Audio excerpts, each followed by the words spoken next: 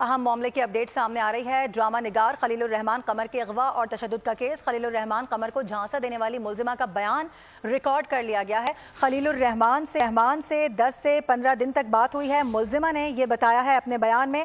مزید بات کریں گے، خرم ملک ہمیں جوائن کر رہے ہیں۔ خرم، کیا مزید بتایا گیا ہے، کیا بیان ریکارڈ کرایا گیا ہے پولیس کو؟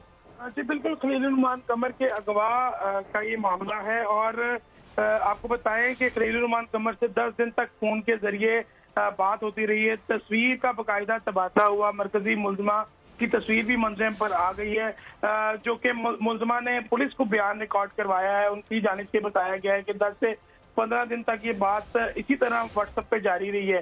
فون کے ذریعے خلیل الرحمان قمر سے چیٹ ہوئی، تصویر کا تبادلہ ہوا، جبکہ خلیل الرحمان قمر نے ملنے کا کہا، سب میں نے گھر بلا لیا۔ واقعے کی مختلف پہلوؤں سے جانچ پڑتال کی جا رہی ہے، پولیس کا یہ کہنا ہے، جبکہ ملزمہ عروج گجرانوالہ کی رہائشی ہے۔